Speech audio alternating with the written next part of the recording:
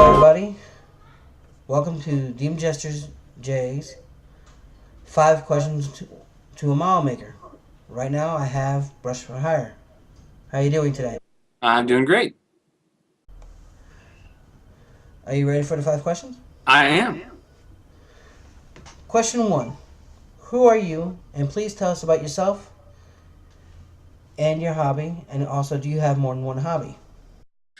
Okay, so my name is Austin. I am the owner and lead painter for Brush4hire Miniature Studios. We do commission painting. I also do a lot of tutorials and other videos for YouTube, and more specifically right now, the vast majority of my content is on Miniwargmaing.com.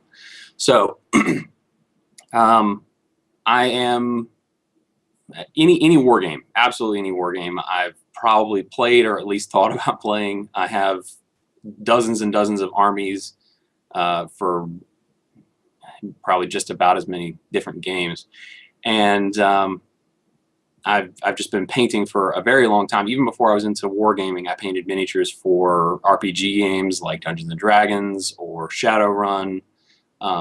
So I've been into it for quite a long time now, but not quite as I've not been as aggressive as the last probably 2 years now, trying to build my skills up and get to the point where I can actually start this company and start really moving towards something a little bit more substantial. As far as other hobbies go, my wargaming, let's call it a habit. My wargaming habit tends to edge out most other things that I would consider a hobby. I do play some video games, mostly PC. I don't really do console gaming a whole lot. But I like TV. I watch a lot of TV, mostly because I can watch or listen to TV while I'm painting, keep up on television shows or at least the news and whatnot. So yeah, all of the rest of my hobbies fell by the wayside when I got really more aggressive with wargaming stuff and trying to make content and make something of a name for myself. So I'd say that covers me in wargaming. Alright, that's kind of interesting. Ready for a second question? Sure, let's go. Number 2. What got you into your hobby and how long have you been into it? Okay, so I feel like me getting into wargaming, it was kind of like a layered approach. There's a few sort of milestone things that kept happening that got me into the hobby of doing wargaming, mostly just miniature painting. When I was really little, probably I think I was probably 8 or 9. Some of my friends were talking about this super cool brand new game, Warhammer 40,000, and I don't know how new it actually was, but it was new to them. They introduced me to some of the minis from it. It was the really old clunky plastic Space Marines out of the starter box, and absolutely loved it. Fell in love with it. I've been painting and assembling, and not in that order, obviously, at least at that time, planes and spaceships and things for just, model sake. I mean, you go into just about any hobby store and you can find model planes or rockets or whatever. So I've been doing that for a while. I'd never seen miniatures like the Warhammer 40,000 stuff. So that was already just absolute eye candy, even though by today's comparison, they're pretty rough looking now. So that was the first introduction. I loved them. I had no money at the time. I was a little kid. I don't have hundreds of dollars to throw at this stuff, and my parents weren't going to spend that kind of money on me. Not that they didn't like me, but that's a lot of money to spend on a kid. So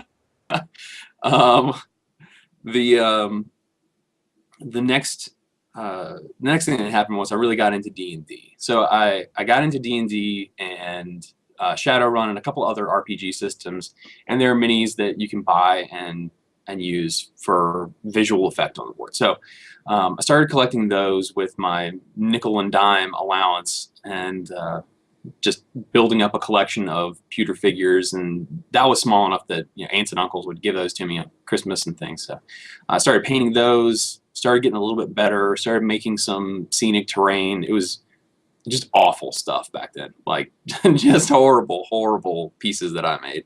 I wish I still had any of them, just for comedy's sake.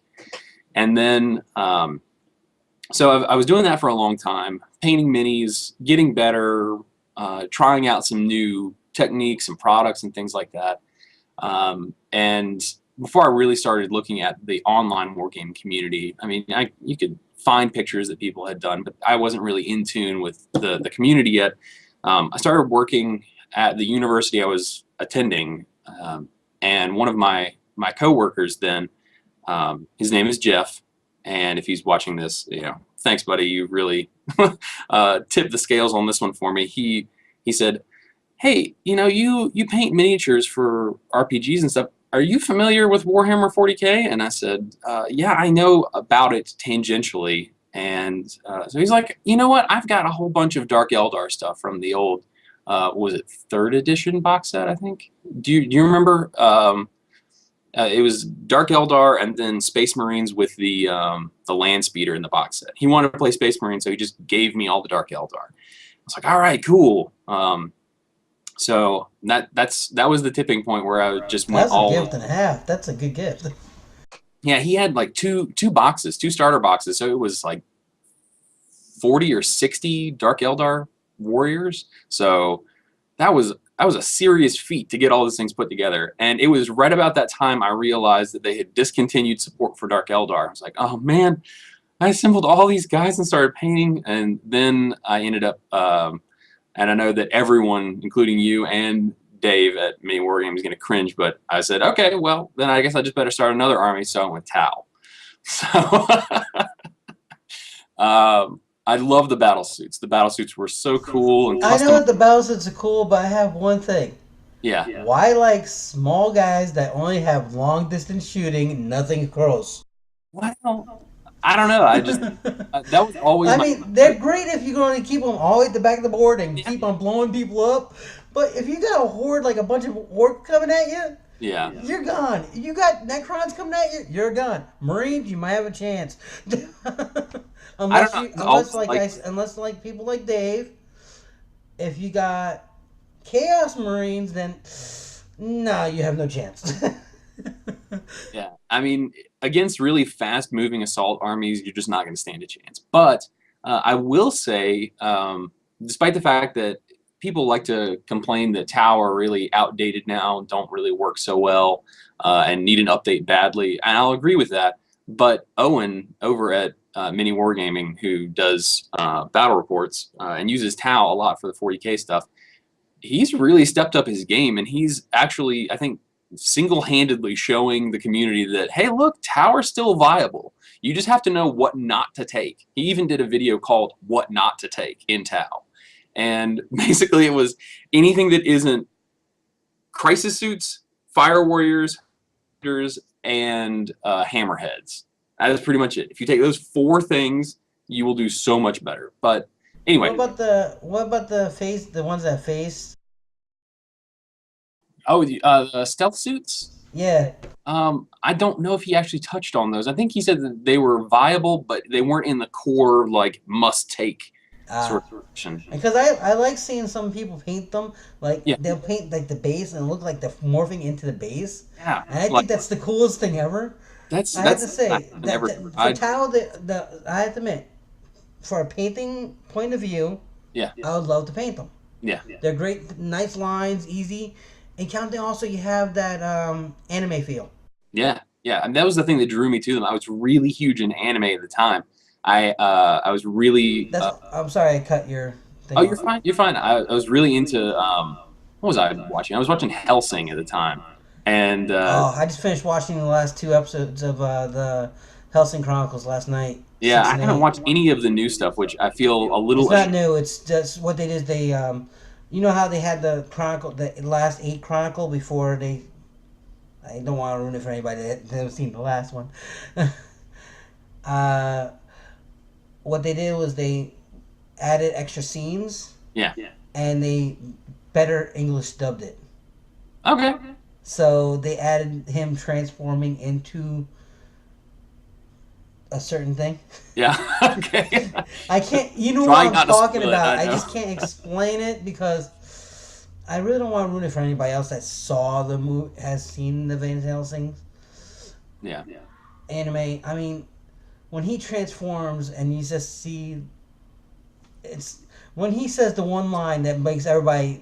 All he says is when he says he is one of the apocalypse, and then he transforms into that thing. Yeah. It's just, oh snap! That is just the greatest thing in the world. And I get most of my artwork from anime. To be honest with you, I'm gonna be painting. If I get a chance, I'm gonna paint some Dark Eldar. They look like Bleach characters. Nice. If you're really into painting anime style figures, the Soda Pop miniatures. Yeah, the Soda Pop stuff, man. They just got done with their, I guess not just, but they got done with their Relic Knights Kickstarter. I threw all my money at that Kickstarter. Like, I just shamelessly bought, faction after faction. That I am so to do that. Fry meme. What was that? You're the Fry meme. I'm the Fry meme? Yeah. Take my money! Yes. Shut up and take my money. Yeah, that was pretty much it. I love the No Empire. Those demons look so cool. All the Oni weapons and stuff. I found out that Skybird might be doing a Kickstarter. Oh, who is it? Skybird? Oh, yeah. Got it. What, are they doing a game, or are they just doing like a whole bunch of minis? I think they're doing minis and maybe a game. I'm not sure yet. It's just that it's on the forum block of their forum, because I want to get their There's this one character that's going to be great for a. I can explain this. It looks like a Demon Prince, but it's not a Demon Prince. Okay. And it's technically a Minotaur. Okay. But it would look great if you make it into a Demon Prince. Yeah. Because it has wings. And nowadays, Demon Princes must have wings, or else they're just not worth it. Quote the Dave. Yeah. Yes.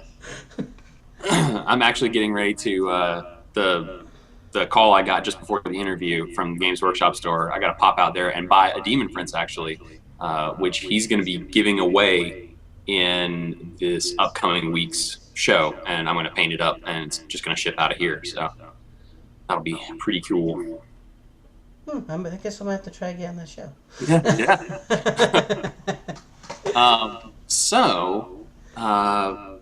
All right. Was I in the middle of talking about something? I don't know. No. You finished answering number 2. Okay. All right. And I was going to ask you number 3. So okay. See, this is what happens with semi-live video shows. Yeah, you just get way off topic. Well, the same thing happened with me and Dave. Look at what happened with the sword and everything. You would Doesn't not matter. That's why I made the to be continued extra part for the thing. That's it. Now, just imagine what happens if I call Dave and I'm like, "Hey, Dave, I need to talk to you about this thing real quick." It's the real quick at the end of it never happens. Yeah, like I can't be on the phone with Dave for less than like 5 minutes. It's got to be like it always ends up being like 40 minutes because there's always and that thing. Oh, and I thought of this. Oh, and what about this thing? We derail very easily. So I think all war gamers and painters have a very form of. I think we all have ADD. Just a little. Okay, and like a lot of people say, I call it the butterfly effect. Yeah. It's like you could be talking about we're talking about painting, talking about figurines, and out of nowhere you just see this butterfly or creature just fly past. Ooh, what's that? Yeah, exactly. and it takes that 1 second to go, what were we talking about now? I mean, that really just happened just a second ago. So. Yeah. All right. Let's get back on track. Okay. Number 3. Ready? I'm ready. When And why did you start making YouTube videos? And have you met anyone from YouTube because of it? Okay, so I started doing YouTube videos. I believe it was August 13th of 2010. I want to say, pretty sure. And the reason I know that is because, it's the day before my birthday. But anyway, now everyone knows my birthday. All right. You might get some free gifts. Hey, you never know. Anyway, so I started doing videos just because I saw something of a gap in what was out there, and I decided, okay, sure, I can take some of these tutorials that or these techniques that I'm picking up from other sources, like some of the magazines that I'm reading, or from just experience, figuring out, oh, I could do this. This is cool. Or trying out products or other stuff that other people just aren't doing on YouTube. I feel like video is such a superior medium for this type of work, just because talking about it with photographs and things, I know that that some blogs are really successful with that, like Belle of Lost Souls. They don't really have a whole lot of video content except for their battle reports, but most people can't pull that off as well as they do. You really got to show people. They have some people. great tutorial sites. They do. Their lightning tutorial is what really got me to redo my lightning.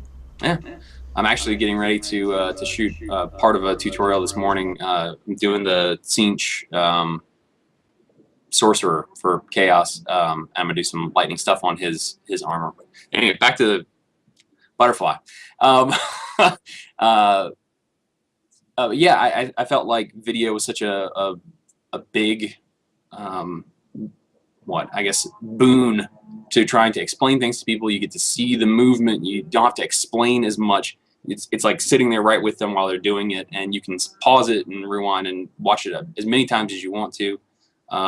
Plus, it's just something more visually appealing. And let's face it, some of us are a little lazy, and we're just not going to read it if it's a long article. So watching a video is a lot easier to get to people.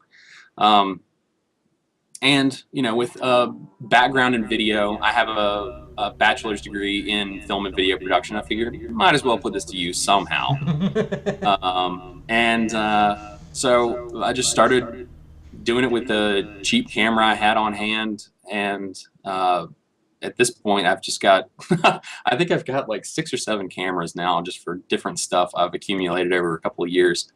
And taking some commissions kind of got me started, having some extra money to get more stuff, to make more tutorials, which advertised a little bit more for me, and I've had more commissions rolling in.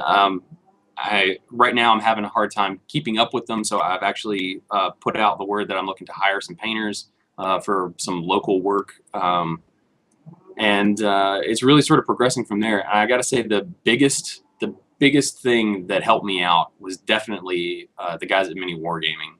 I've been working for them for over a year now, doing tutorials, and they've really helped me connect with lots and lots of people. And even just they themselves at Miniwargmaing are awesome people. They're great to work with, really nice guys, know their stuff, excellent too. I mean, look at what they've accomplished in just a few years now. I think it's 5 years. They just had their 5th anniversary, and they've gone from being unknown from the beginning all the way to having almost 64,000 followers on YouTube, and a paid for portion of their site, which I am piping content into, and it's really made them a success. And as far as who I've met, there's not a whole lot of people that I've actually met in person because of my YouTube foray. Dave and Matt from Miniwargmaing, I work with them. I talk to them on the phone or via email or Skype or whatever most days of the week, but I've never actually met them in person, and I'm dying to get up there and actually have a face-to-face meeting and finally get to see them in person. But I did meet Sean from Blue Table Painting at Adepticon this past year. I also ran into Wargame Consortium. Chung, I think, is his name. Yeah, Chung. And I really want to meet Les. I have not met him yet. I think he may have been at some of the conventions that I was at, but I just didn't ever see him. Always look at the painting competition booth. Yep. You'll see him right there. I remember he actually was doing some content for Mini Wargaming shortly before I started working for them. In fact, he was one of the reasons that I started. I went into being a Vault member. At the time, I actually learned a lot of stuff from the previous Vault authors, and then decided, okay, well, they're looking for more people. I'll throw my hat in the ring, name in the hat. There we go, one of those things. Yeah, it's been awesome just working with those guys. They're so creative and supportive. But I'm trying to think of anybody else that I've met because of YouTube. I don't know. I think that's probably about it. I've had a lot of contact with a lot of people in the community asking questions. Obviously, the people I do commissions for, I've talked to. But aside from that, not. I think it's kind of a short list at this point. Hoping to make that a bigger list. So this upcoming year, I'm going to try to get to a whole bunch of conventions. So everybody just keep an eye out for me. Feel free to walk up and introduce yourself. I'd love to talk to all of you. So. All right. You ready for the fourth question? I am. Number 4. Do you have any tips for anyone new getting into your hobby or making YouTube videos? Okay. If you are getting into the hobby, okay. So for just getting into the hobby, here's my suggestion. Walk into your local game store if you have one. I'm going to assume that you do for this first part, and then I'll backtrack a bit. Walk into your local game store, ask somebody, what do people play around here? Because if it's Warhammer Fantasy, start looking at Warhammer Fantasy. It's 40K, look at 40K. If it's War Machine and Hordes, look at that stuff. Figure out the game that's most popular that you're going to have support for locally. And then go to the aisle or internet or wherever it is that you want to buy this stuff from and just look and see what looks cool to you.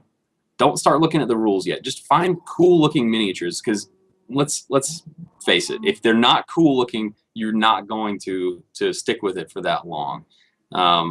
Even if it's like the best, most OP, crazy powerful army in the world. I mean, winning is fun, but you don't want to paint a bunch of really ugly minis. Let's be honest. It's just not something that you want to do. So that's what I'd say. If you're getting into the hobby, do that. Watch a bunch of stuff on YouTube. Find out some techniques and look at tutorials on how to put stuff together, how to paint it. If you're looking to get into making YouTube videos, there's a few actual YouTube videos from some of the established people that are about how to set up your area to do tutorials. I think that Girl Painting, she did some tutorials a while back on how to shoot a tutorial, and I follow her stuff. She's very popular. She has lots and lots of tutorials out there, so she's got to have a pretty good streamlined. Yeah, she's a very nice person too. Yeah. She's on the list. Yeah.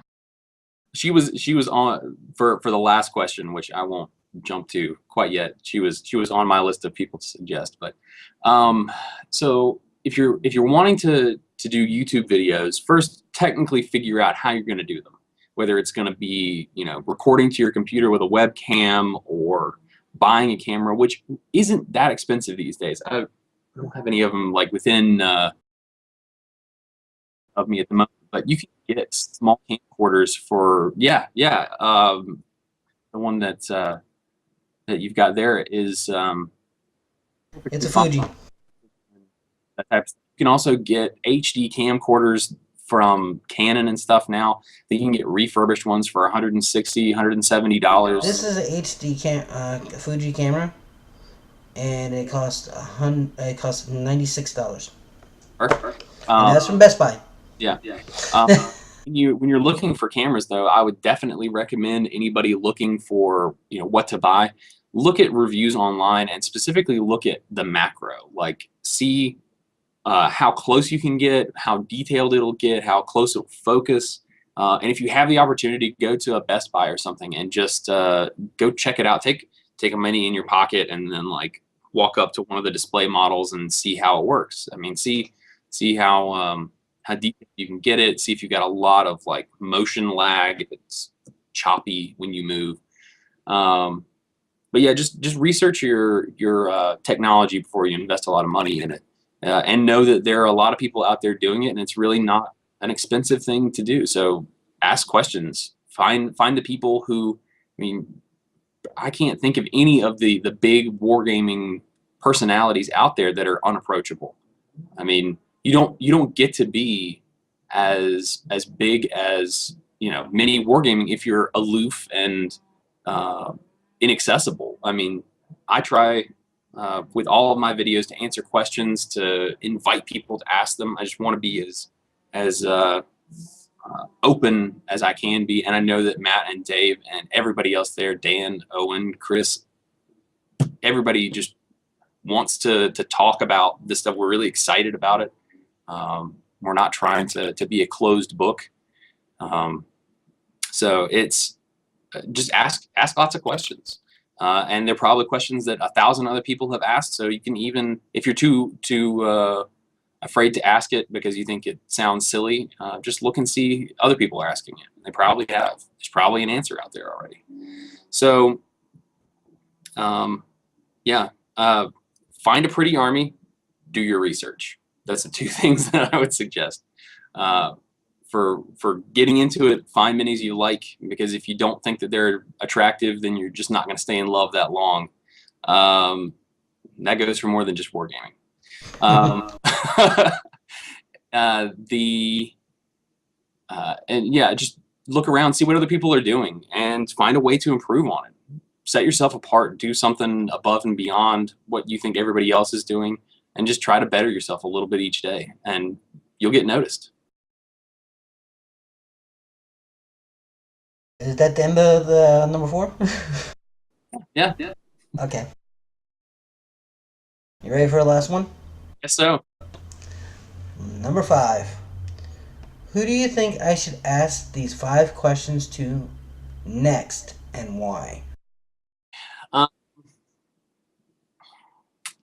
Okay, so I have a handful of people in mind. May I give you? Name the list and then pick one.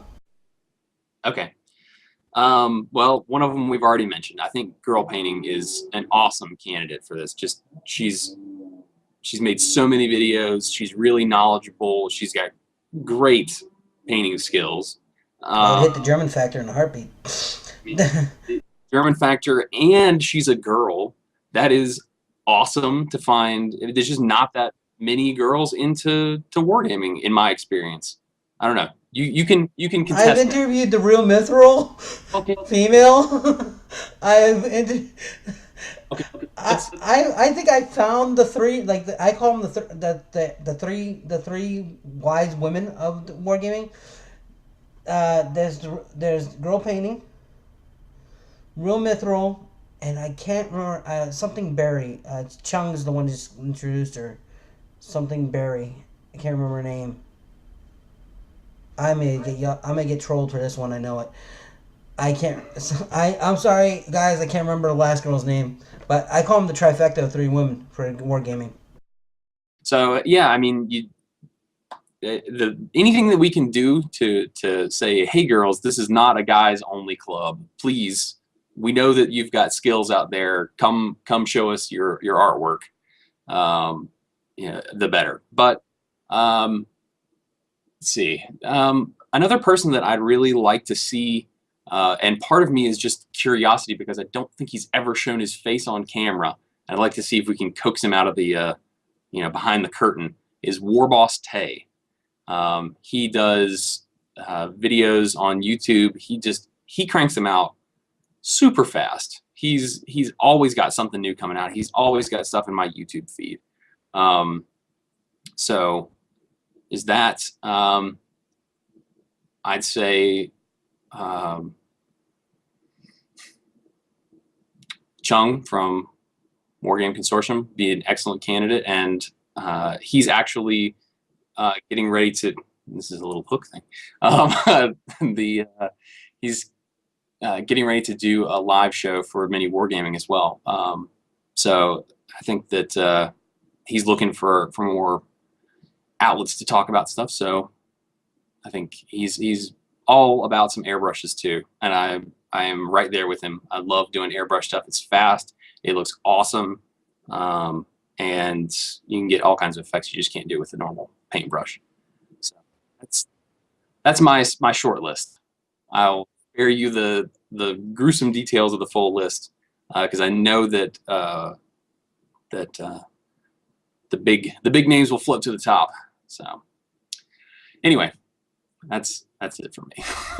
Stop talking. You don't have a definite guy that you want to see, or?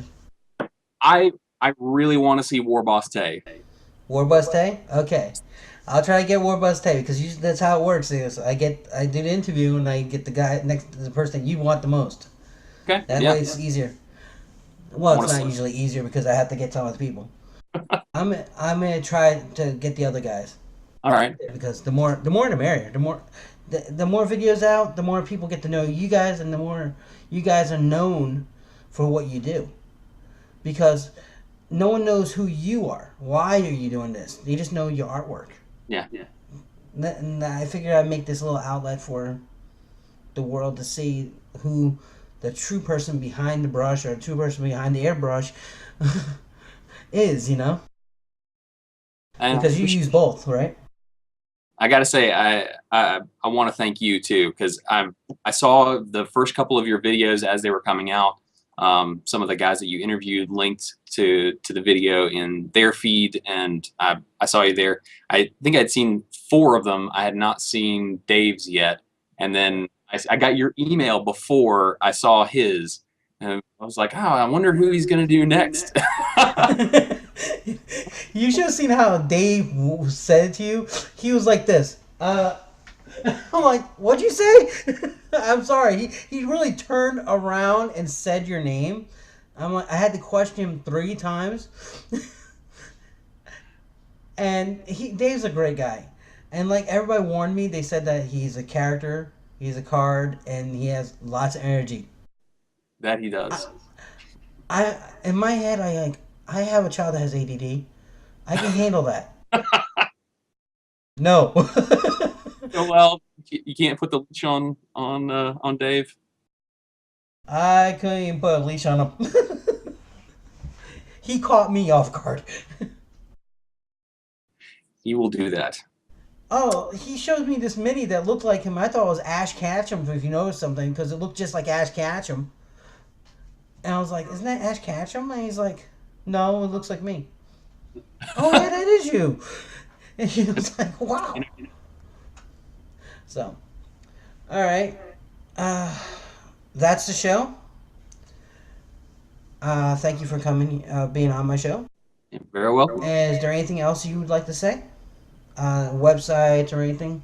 Yeah, if any of you guys are interested in getting any of your miniatures painted or commissioning conversions or other work, even terrain, we do it all at Brush4hire, and the website is brush4hire.com. You can also get in touch with me at brush4hire.minis@gmail.com. There's also a contact page on the Brush4hire website, so check us out there. There's a gallery of photos and things. You can see some of our work. And if you are in the North Carolina area and want to send us a resume, we're taking on new painters right now, so you can send us information at that email address, or just get in touch with us via the website. And I've also got a live show in the Mini Wargaming Vaults Monday at 9 p.m. So if you're interested, come check us out. All right. Well, that's the show. Thank you, Brush4hire, for being on it. Thanks for having me. You're welcome. That's the show, everybody. And like I say, keep a blade sharp and make sure the hobby's fun. Have a nice day, guys.